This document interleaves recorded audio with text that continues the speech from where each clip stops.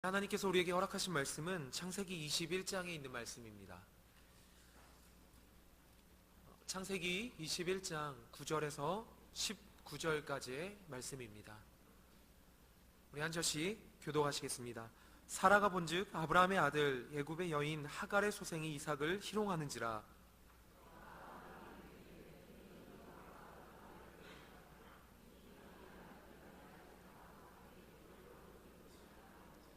아브라함이 그 아들을 위하여 그 일이 깊이 근심이 되었더니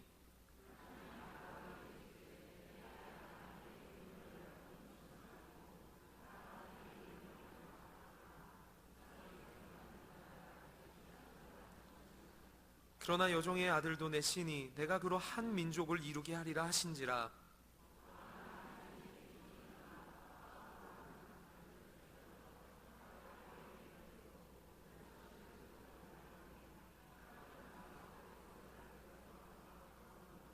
가죽 부대에 물이 다한지라. 그 자식을 떨기나무에 아래 두며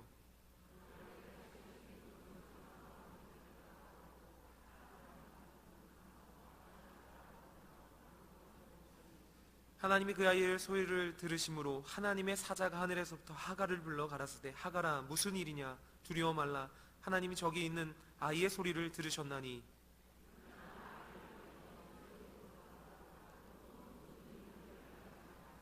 우리 함께 읽습니다.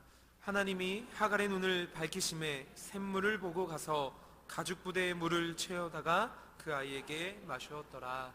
아멘. 감사합니다. 오늘 설교를 설교 내용과 좀 비슷한 저희 집 이야기로 좀 시작을 해야 될 것 같습니다. 용서하시고 들으시기 바랍니다. 제가 한번 말씀드렸지만 저희 아버님은 제가 5살 때 사고로 병석에 누워 계시다가 1년 만에 세상을 떠나셨습니다. 그러니까 제가 4살 때 사고가 나셨는데 제 5살 때 돌아가신 거죠.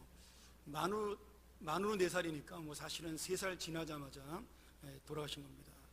그때 제 위로 누님이 3분 계셨는데 작은 누나가 초등학교 1학년이었고 둘째 누나가 4학년이었고 큰 누나가 5학년이었습니다. 그리고 저희 어머니가 35살이셨거든요. 그때 저희 어머니가 아버님 돌아가시던 얘기를 이렇게 해주시는데 제가 결혼하기 한 며칠 전이었던 것 같아요. 그 결혼을 준비하다가 이제 혼자 아들을 키우신 마음이 이제 혼자 위로가 되고 또 장하다는 생각이 들어서 그랬는지 몰라도 그날 갑자기 이 이야기를 꺼내셨습니다.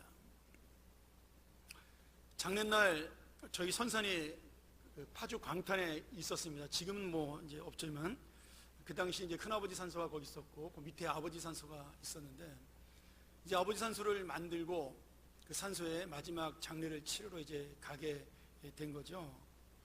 그런데 어린 저가 이제 아들이니까 어려도 저를 데리고 가신 겁니다. 근데 제가 이제 아무것도 모르니까 뭐 아버지가 돌아가셨는지 뭐 아니면 살아계시는 모르니까 아버지 산소를 이렇게 만들어 놨는데 아직 때를 입히지 않아서 그 빨간 흙으로 덮인 그 산소를 제가 이렇게 미끄럼틀을 타면서 계속 놀고 있더래요. 어머니가 이제 그 모습을 보면서 이제 기가 막힌 거죠.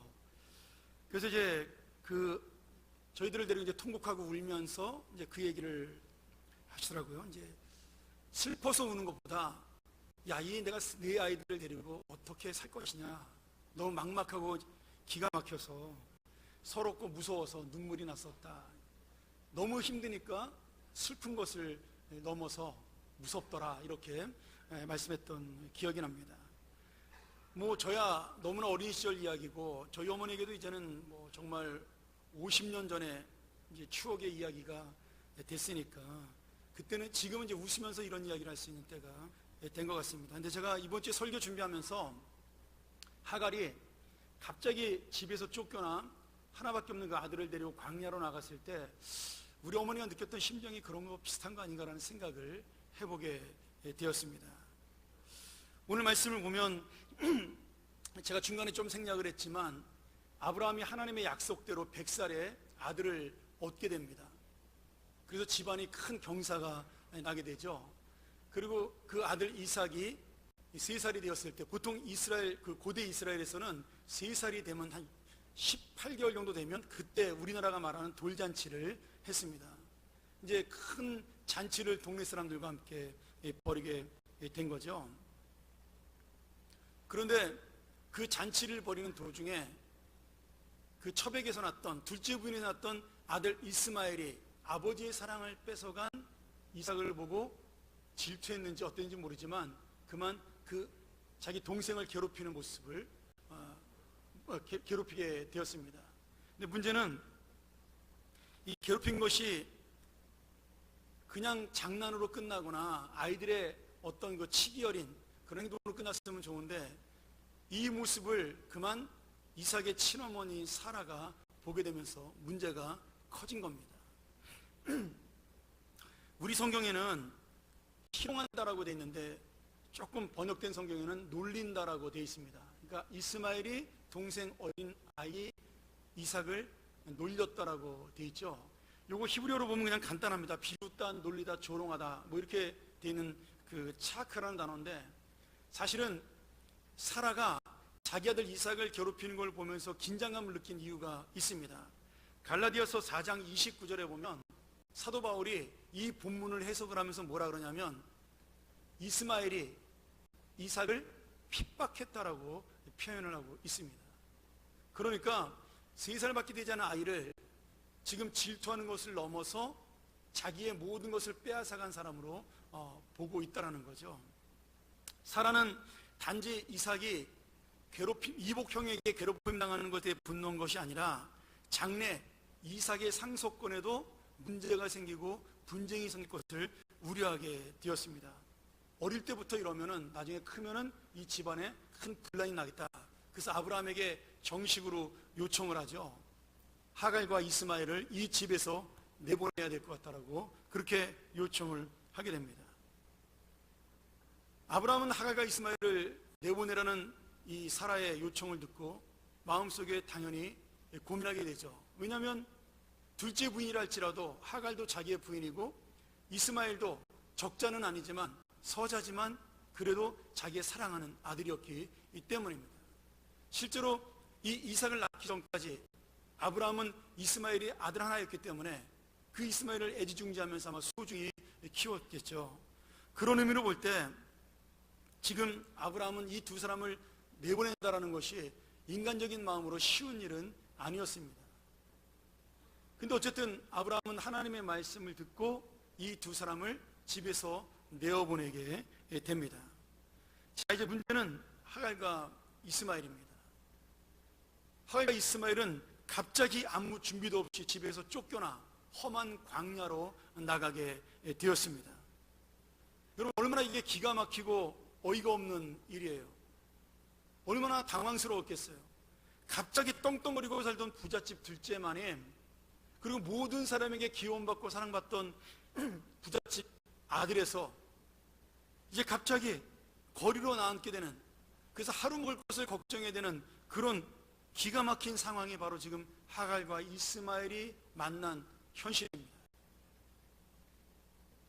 아마도 하갈은 저희 어머니처럼 슬프다는 감정을 넘어서 아브라함에 대한 서운함과 배신감 뭐 이런 것도 전부 다 넘어섰죠. 이제는 내가 어떻게 살아야 하나, 그런 막막함 그리고 두려움, 그것 때문에 아마 굉장히 힘든 그런 현실을 살게 된 것처럼 보입니다. 하갈의 마음속에 갑자기 왜 내 인생이 광야로 가야 되나 이해가 되고 믿기지 않았을 겁니다. 그리고 아마 광야로 쫓겨났어도 이게 꿈인가 현실인가 처음에 그런 생각을 했을 거라고 생각이 됩니다. 사랑하는 여러분, 우리의 인생 가운데도 이런 기가 막힌 일을 만날 때가 있습니다. 내가 원하지 않았는데 어느 순간 갑자기 나의 인생이 광야로 나갈 때가 있습니다. 광야로 나가는 것뿐만 아니라 거기서 고통스러운 일을 만날 수도 있습니다. 어떤 분은 경제적으로 어렵다라는 광야를 만날 수 있고요. 어떤 분에게는 가정의 심각한 문제가 광야의 생활로 나에게 닥쳐올 수 있고요. 어떤 분에게는 자녀의 문제가 광야처럼 내 인생을 삭막하게 만들 수 있고요. 또 어떤 분은 갑자기 건강의 문제가 내 인생을 막막하게 만드는 광야 같은 삶으로 인도할 수가 있습니다. 이것은 단지 하갈과 이스마엘에게 닥친 그러한 일이 아니라 우리의 인생 속에도 오늘 내가 만나는 하루하루의 삶 속에도 얼마든지 겪을 수 있고 만날 수 있는 그러한 삶이요 우리의 현실이라는 말씀이죠. 그러면 하나님께서는 왜 내 인생을 내가 원하지 않는 광야로 보내실까요? 왜 나는 이 광야 같은 어려움을 만나야 되나요? 내가 원하지 않았는데, 내가 생각하지도 않았는데 왜 내가 아무 죄 없이 이런 일을 만나야 되나요? 오늘 여러분, 이스마엘과 하갈이 만났던 그 안타까움, 그 막막함이 바로 우리의 마음인 줄로 믿습니다. 오늘 이 말씀을 통해 하나님의 뜻과 은혜, 나를 광야로 보내실 수밖에 없는 그런 놀라운 하나님의 그 섭리를 만나시기를 주의 이름으로 소원합니다. 먼저 아브라함은 하나님의 약속을 믿고 하갈과 이스마엘을 광야로 보낼 수 있었습니다. 아브라함이 냉정하고 계산적이고 합리적인 사람이라서 가정의 평화와 이삭의 미래 자기의 후계자를 위해서 두 사람을 내보냈다고 생각하시면 여러분 오해입니다. 아브라함에게는 두 사람 하갈과 이스마엘도 사랑하는 아내요 아들이었습니다. 그러니 사라의 아무리 정당한 요청이 있더라도 그 두 사람을 광야로 보낸다는 것은 쉬운 결정이 아니었어요. 그래서 아브라함은 이 두 사람을 내보내는 문제를 가지고 엄청난 고민에 휩싸이게 되었습니다. 그때 하나님께서 아브라함에게 직접 말씀하시죠. 내가 그들을 책임지고 내가 그 큰 민족을 이룰 테니까 너는 사라의 말을 듣고 그들을 내보내라는 주님의 음성을 듣게 됩니다. 그래서 아브라함은 이 말씀을 듣고 서운하고 섭섭하고 안타깝지만 혈육에 대한 염려와 인간적인 육신의 그 걱정을 넘어서 믿음으로 그 아들 이스마엘의 장래를 바라보며 하나님의 말씀에 순종하여 그 두 사람을 광야로 내보내게 됩니다. 여러분, 이 말씀이 굉장히 의미가 있는 말씀이죠. 우리는 아내와 자식만을 바라봅니다. 눈앞에 있는 현실만을 바라봅니다. 안타까운 내 마음만 바라보죠. 아프고 힘든 내 심정만 생각을 합니다. 근데 하나님은 우리의 그 개인적인 감정을 넘어서 내 인생을 바라보며 하나님의 뜻과 하나님의 섭리를 이룰 수 있는 이미 모든 계획들을 가지고 우리의 인생을 바라보고 있다라는 거죠. 아브라함이 이 사실을 깨달았기 때문에 지금 인간적인 연민과 감정을 넘어서 서운함과 안타까움을 넘어서 하나님을 바라보는 믿음으로 그 두 사람을 광야의 땅, 그러나 아브라함이 보기에는 약속의 땅으로 그 두 사람을 보낼 수가 있었던 겁니다. 마태복음 6장 34절에 보면요, 우리가 잘 아는 내일 일을 염려하지 말라라는 말씀이 나옵니다. 오늘 염려는 오늘 족하고 내일 염려는 내일 하라고 하나님께서 그 말씀을 하시죠. 굉장히 긴 설명이 필요한 말씀이지만 제가 오늘은 이 염려라는 단어, 걱정이라는 단어에 대해서 여러분하고 한번 말씀 나누고자 합니다. 이 염려와 걱정이라는 단어가 헬라어로 메림나오라는 말입니다. 근데 이것이 동사인 메리오라는 말에서 나온 명사죠. 근데 이 메리오의 뜻이 뭐냐면 분쟁하다, 나누다, 갈라지다, 그런 뜻을 가지고 있습니다. 다시 말하면 우리가 신앙적으로 이 걱정과 염려라는 단어를 바라보게 되면 내가 걱정하고 염려하는 순간에 우리의 마음이 어떻게 된다고요? 하나님을 바라보던 마음에서 갈라지고 나누어져서 내 현실과 세상을 바라보는 마음으로 두 갈래로 나누어진다라는 뜻입니다. 오늘 그러니 이 마태복음 6장 34절에서 말씀하는 염려하지 말아라는 이 단어는 결국 내가 억지로 그래 걱정하지 말아야지 그런 의미가 아니라 이 염려를 안고 가실 하나님을 바라보고 너는 염려를 바라보지 말고 하나님을 바라보라는 뜻이 담겨져 있는 겁니다. 내일 일은 하나님께 맡겨라. 오직 그리고 너는 오늘 나와 함께 계시는 하나님을 바라봐라. 그 뜻입니다. 사실 원문 그대로 번역한다면 내일 일은 내일 염려라가 아니라 내일 일은 내일이 염려하도록 맡겨라, 이런 뜻입니다.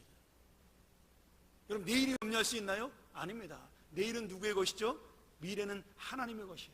그러니 우리의 모든 염려는 하나님께 맡기고 하나님만 바라보라는 뜻이 이 염려라는 단어 속에 들어있다라는 거죠.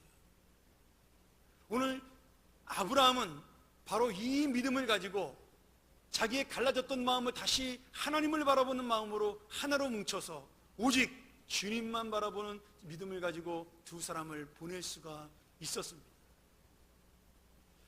오늘 우리에게도 이런 믿음이 있어야 되겠죠. 여러분, 어렵고 힘든 것은 다 똑같습니다. 괴로운 마음 때문에 아무것도 생각나지 않고 보이지 않을 정도로 힘든 것도 모두가 같습니다. 내 감정이 격해지고 어렵고 분노하고, 아브라함이 볼 때는 안타깝고 하갈이 볼 때는 분노가 일어나는 그런 모든 마음들, 여러분 한번 생각을 해보세요. 내가 멀쩡하게 잘 있다가 병원에 갔는데 갑자기 암이래요. 이게 얼마나 기가 막혀요. 내가 믿는 친구에게 보증을 서줬는데 아침에 전화가 왔어요. 그 회사가 문을 닫았다고요. 친구는 어디로 갔는지 사라져버렸어요. 여러분, 이게 얼마나 기가 막힌 광야 같은 일이에요. 아마 이 중에 많은 분들이 그런 일을 겪었을 것이라고 믿습니다. 저희 가정도 그런 일을 겪은 적이 한 번 있죠. 정말 기가 막힌 일이죠. 이거는 걱정한다고 되는 일이 아니라 정말 아무것도 할 수 없는 막막함으로 빠져나가는 겁니다. 저는 이런 일을 만났을 때 기도가 안 나온다는 것을 처음으로 경험한 적이 있습니다. 너무 힘들고 너무 괴로우니까 기도해야 되는데 기도가 나오지 않더라고요. 기도할 기운조차도 잃더라는 거죠. 여러분, 사람은요, 강한 사람 약한 사람이 따로 있지 않습니다. 그런데 오늘 하나님 말씀을 바라보니까 믿음이 있는 사람, 다시 말하면 하나님을 바라보는 사람과 현실을 바라보는 사람은 있다라는 사실입니다. 같이 답답하고 같이 기가 막히고 같이 막막해도 어떤 사람은 그 상황 속에 하나님을 바라보는 사람이 있는가 하면 어떤 사람은 현실만 바라보는 사람이 있다라는 겁니다.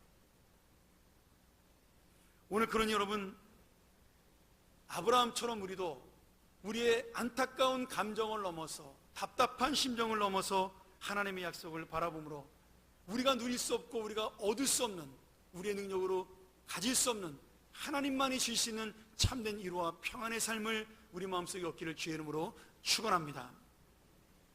자, 두 번째로는 이 광야는 하나님의 약속으로 말미암아 힘들고 어려운 광야로 끝난 것이 아니라 소망과 약속의 장소가 되었습니다. 하갈과 이스마엘은 광야로 쫓겨나면서 얼마나 기가 막히고 힘들었겠어요. 이스마엘도 아마 그 생각을 했을 겁니다. 아니, 내가 동생을 괴롭힌 게 잘못하기는 했지만 집에서 쫓겨날 만큼 큰 잘못입니다. 아버지에게 내가 종아리를 맞는 건 이해가 되겠지만 내가 아무것도 가진 거 없이 먹을 것 조금하고 물 한 가죽 부대를 가지고 물 한 통 가지고 쫓겨나는 그런 인생이 되었다는 사실에서 아마 믿기지 않았을 겁니다. 지금 아버지에게 버림받은 것이 억울하고 남편에게 버림받은 것이 억울한 그 하갈과 이스라엘 마음속에는 어떤 희망도 그리고 어떤 위로도 얻을 수 없는 그런 안타까운 이 상황이죠. 더욱이 광야로 나가 그 조금 가지고 있던 먹을 것과 마실 물이 완전히 떨어지게 되었습니다. 그리고 두 사람이 함께 그 광야의 태양볕 아래서 목말라 죽게 된 그런 위기 상황이 오게 된 거죠. 아니, 분명히 하나님께서는 아브라함에게 17장에 약속하시잖아요. 내가 너에게 아들을 낳게 할 것이다. 그러나 지금 있는 아들 이스마엘에게도 내가 큰 민족을 이루는 복을 주겠다라고 약속하셨는데 지금 보니까 큰 민족은 고사하고 지금 이 두 사람이 광야에서 쓰러져 죽게 되었으니 얼마나 이게 괴롭고 기가 막히겠어요. 아마 미래에 큰 민족을 이루겠다는 약속은 기억도 나지 않을 것이고 지금 당장 물하고 모금만 먹는 것이 이 두 사람의 소원이었을 것입니다. 아들 이스마엘이 먼저 목이 말라 쓰러졌습니다. 죽음을 기다리는 상황이 되었죠. 하갈은 차마 아들의 죽음을 볼 수 없어서 아들에게 멀리 떨어져서, 우리 성경에 보면 살 한바탕이라고 되어 있는데 화살을 쏴서 날아가는 거리니까 한 우리의 거리로 200m, 300m 될 수 있나요? 그 정도로 떨어져서 아들이 죽어가는 것을 바라보며 통곡하며 울 수밖에 없었습니다. 지금 이 하갈이라는 여인이 할 수 있는 것은 아무 아무것도 없는 거죠. 오직 울 수밖에 없는 그러한 상황입니다. 내가 왜 광야에서 이런 일을 만나야 됩니까? 왜 내 아들이 죽어가는 것을 지켜보면서 나는 아무것도 할 수 없습니까? 정말 하나님이 살아계시다면 정말 우리를 왜 이렇게 내버려 두시냐고 아마 하갈은 통곡하면서 울부짖었을 겁니다. 사랑하는 여러분, 이것이 고통을 당한 자의 외침이고 똑같은 마음이죠. 내가 왜 광야로 가야 하나요? 내가 왜 이런 일을 만나야 하나요?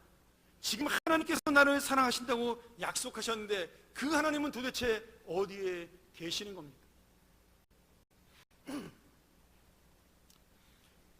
우리가 아는 대로 세계 2차 대전 때 독일이 폴란드에 세웠던 아우슈비츠라는 유명한 수용소가 있습니다.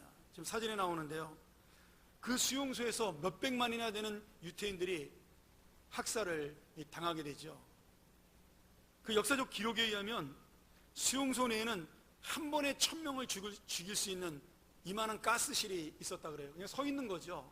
이 정도의 크기의 가스실, 우리 본당만한 크기의 가스실이 있어서 매일같이 1000명씩 죽였다 그래요. 그 죽인 가스가 일반 가스가 아니라 살충제로 쓰는 지글론 B 독가스라는 아주 나쁜 가스였습니다. 그런데 이 독가스 5kg가 있으면 사람 1000명을 죽일 수 있다 그러는데 독일이 그런 독가스를 이 수용소에서 2년 동안 10,000kg을 사용했다 그래요.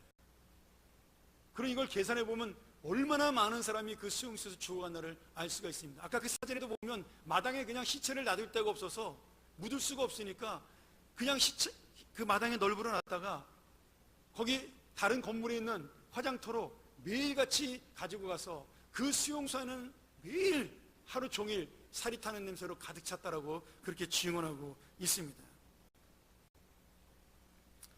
전쟁이 끝난 다음에 연합군들이 이 아우슈비츠 수용소에 가서 거기에 붙잡혔던 많은 사람들을 풀어주고 자유를 주었습니다. 그리고 그 수용소를 돌아보다가 그 수용소 한 방에 들어갔더니 그 벽 한 가운데 어떤 사람이 이렇게 써놓은 겁니다. 하나님은 어디에 계십니까? Where is God?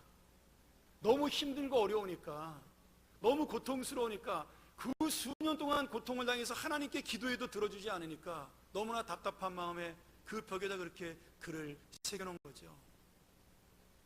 충분히 이해가 되는 글입니다. 근데 더 놀라운 것은 그 글 바로 밑에 다른 사람이 또 한 문장을 써놓은 겁니다. 하나님은 여기에 계시다. God is here이라고 다른 사람이 그렇게 답변을 써놓은 겁니다. 날마다 비인간적인 대우를 받고 빵 한 조각 때문에 서로가 죽고 죽이는 그런 수용소, 그리고 날마다 시체 타는 냄새와 연기로 사람들을 공포에 떨게 했던 그 수용소, 한 사람도 탈출하지 못하도록 얽어놓은 철조망과 그 파놓은 그 수로 속에서 절망적으로 살아게 만들었던 그 장소, 날마다 울부짖던 그 장소, 언제 죽을지 모르는 하루의 그 삶 속에 어떤 믿음 있는 사람은 거기에 하나님은 이 고통의 정수에 우리와 함께 있다라고 고백을 했다는 거죠. 그렇습니다. 여러분, 주님은 어디에 계십니까? 우리의 고통의 자리에 함께 계시는 겁니다. 주님은 멀리 계시는 것도 아니고 아니면 안 계시는 것도 아니라 지금 바로 이 자리에 우리와 함께 계시는 겁니다. 하갈과 이스마엘은 그 부르짖는 통곡 소리 속에서 하나님을 만나게 됩니다. 하나님이 그에게 이렇게 이야기하죠. 내가 이스마엘이 고통 중에 우는 소리를 들었다. 내가 약속을 이루어 이스마엘을 세우고 그로 큰 민족을 이루겠다. 아무것도 너희가 할 수 없는 이 눈물의 광야에서, 그 고통의 상황에서 나 하나님은 너에게 약속을 지키겠다라고 말씀하시는 겁니다. 하갈이 하나님은 어디 계시냐고 통곡하며 울부짖었을 때 하나님은 내가 너와 함께 있다라고 말씀해 주시는 거죠. 그리고 하갈의 눈을 열어 보이지 않던 샘물을 보게 하시고 그 두 사람을 소생케 하며, 그리고 그 광야에서 훈련하여 이스마엘을 그 광야의 건장한 청년으로, 그리고 그 광야를 다스리는 한 나라의 왕으로, 큰 민족을 이루는 사람으로 성장하게 하신 것입니다. 여러분, 왜 하나님께서 하갈과 이스마엘을 광야로 보내셨나요? 두 사람은 아직 알 수 없었지만 하나님의 약속이 이 광야에서 이루어지기 때문입니다. 하나님의 소망이 이 광야에서만 이루어지기 때문이죠. 광야로 가야 이스마엘에게 약속하셨던 그 큰 민족의 약속이 이루어지기 때문입니다. 아브라함의 집은 편안하고 그리고 안락한 집이지만 그곳서 이스마엘은 그저 부잣집 도련님으로 끝나는 인생입니다. 그러니 하나님께서는 아무리 힘들고 어려워도 이스마엘이 광야에서 성장해야 민족을 이루는 지도자가 될 수 있기 때문에 그를 광야로, 그 꿈을 이루는 과정으로, 그 약속을 이루는 과정으로 광야를 택하신 겁니다. 여러분, 요셉, 우리 꿈쟁이 요셉 잘 아시죠? 하나님께서 요셉이 어린 시절에 네가 이 나라의 큰 존귀한 사람이 되겠다라고 아버지와 어머니보다 그리고 형들보다 더 높은 사람이 되겠다고 약속을 해 주셨습니다. 그런데 그 약속을 잊어버리기도 전에 요셉은 그 약속이 이루어지는 것이 아니라 애굽의 노예로 팔려가게 됩니다. 그것도 형들이 아주 작은 일로 질투해서 정말 어이없이 부잣집 정말 막내 아들 매일 비단 옷 입고 호의호식하던 그 인생에서 남의 집에 종으로 팔려가는 인생으로 하루아침에 그 인생이 바뀌게 됩니다. 요셉인들 여러분 울부짖지 않았을까요? 거기다가 누명 써가지고 감옥까지 가잖아요. 진실하게 살았더니 그에게 돌아온 것은 자유가 아니라 감옥이었어요. 그 감옥에서 여러분 요셉이 기도하지 않았을까요? 하나님은 어디 계시냐? 하나님은 뭐 하시냐? 여러분, 하나님은 한 번도 요셉에게 그 감옥에서 종살이 할 때 대답하지 않으셨습니다. 그런데 하나님은 알고 계셨던 거죠. 요셉이 그 종살이를 통해 경영을 배워야 총리가 될 수 있고, 감옥에 가서 그 왕의 감옥이니까 그 왕의 감옥에 갇힌 신하들을 통해 정치를 배우고 경제를 배우고 문화를 배워야 이 애굽 나라를 다스리는 지도자가 될 수 있다라고 하나님이 이미 계획을 가지고 계셨던 거예요. 요셉은 죄 없이 종살이하고 감옥에 갔다라고 생각을 했지만 그것은 아무런 의미 없는 것이 아니라 하나님의 훈련의 통로였습니다. 요셉은 그 과정을 거쳐야지만 지도자가 될 수가 있었던 거죠. 여러분, 하나님의 약속이 임했다고 해서 그 약속이 하늘에서 뚝 떨어져서 갑자기 제가 성장해가지고 훌륭한 사람 되나요? 천만의 말씀이에요. 하나님의 약속이 임했다 할지라도 이 광야를 거쳐야 하나님의 사람으로 설 수가 있는 겁니다. 아까 우리 장로님 이 나라와 이 민족을 위해서 기도했지만 여러분, 이 나라와 이 민족이 바른 나라가 되기 위해서 지금 이 과정을 겪고 있는 겁니다. 아프고 힘들지만 이런 과정을 통해서 바른 지도자가 나올 수 있고 국민을 두려워하고 국민을 섬기는 그런 진정한 지도자가 탄생할 수 있기 때문에 우리의 가슴은 아프고 우리는 힘들지만 하나님이 이런 과정을 통해 대한민국을 세우시고 우리의 인생을 세워주시는 겁니다. 오늘 여러분, 그러한 하나님, 내가 너와 함께 여기 있다라고 말씀하시는 그 하나님의 음성이 오늘 이 자리에서 여러분을 만나시기를 주의 이름으로 축원합니다. 말씀 정리하죠. 왜 우리가 절망적이어야 하는 그 책을 쓴 잭 캔필드라는 사람이 있습니다. 우리나라에는 마음을 열어주는 101가지 이야기라는 책으로 시리즈로 나왔는데요. 제가 미국에서 그걸 치킨숲 시리즈라 그래서 한번 도서실에서 그 책을 본 적이 있습니다. 거기에 이런 재밌는 이야기가 나옵니다. 어떤 사람이 회사 일을 마치고 집으로 돌아가던 중에 집 근처 공원에서 야구 경기를 하고 있는 초등학생 아이들을 보게 되었습니다. 그래서 이분이 그 아이들의 야구 경기를 보고 있는데 계속 점수가 나고 공격이 끝나지를 않는 거예요. 그래서 자기가 답답한 나머지 그 일루 수비를 보고 있던 아이에게 물어봤습니다. 예, 지금 점수가 어떻게 되고 있니? 그랬더니 이 아이가 이렇게 웃으면서 크게 대답을 하는 겁니다. 지금 우리가 14대 0으로 지고 있어요. 이렇게 대답을 하는 거예요. 오히려 이것을 물어봤던 그 신사가 놀란 거죠. 아니, 14대 0으로 지고 있다고? 근데 네 얼굴은 왜 이렇게 신이 나서 즐거워하냐? 아주 희망이 있어 보이는데 절망적이 아니야. 그랬더니 그 아이가 이 신사분에 그렇게 대답했다는 겁니다. 제가 왜 절망적이어야 되죠? 우리는 아직 한 번도 공격을 시작하지 않았거든요. 이제 1회 초인데요. 이렇게 대답을 했다는 거예요. 여러분, 아직 우리의 인생은 시작되지 않았습니다. 하나님이 역사하시는 우리의 인생은 아직도 시작되지 않은 겁니다. 지금 내 인생이 광야로 가고 있고 내 인생이 어려움을 향하여 달려가고 있지만, 터널을 향하여 달려가고 있지만 아직 그 터널이 끝나는 햇볕은 나오지 않고 있는 겁니다.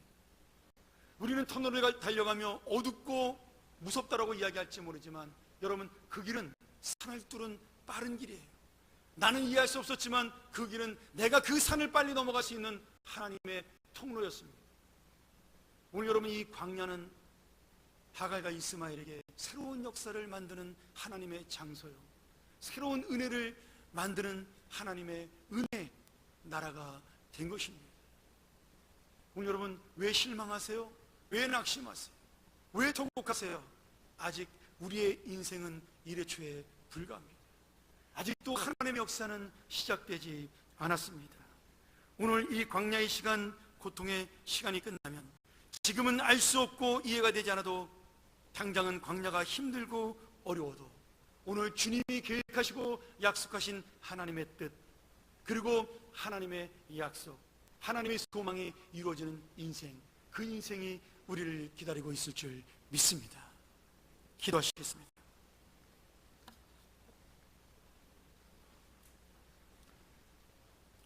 전능하신 아버지 하나님, 오늘 이 주님의 말씀을 바라보며 감사합니다. 광야와 같은 내 인생, 나를 왜 이곳으로 보내셨는지 아직도 우리는 알 수 없으나 하나님의 뜻을 이루기 위한 과정이요, 통로요, 그 기간임을 믿고 우리가 웃으며 하나님의 마지막 계획을 만날 수 있는 그런 날을 만나게 하여 주시옵소서. 그런 믿음을 꿈꾸게 하여 주시옵소서. 광야에 서는 자가 되게 하여 주시옵소서. 광야에 힘있게 서는 자가 되게 하여 주시옵소서. 예수님의 이름으로 기도하옵나이다. 아멘.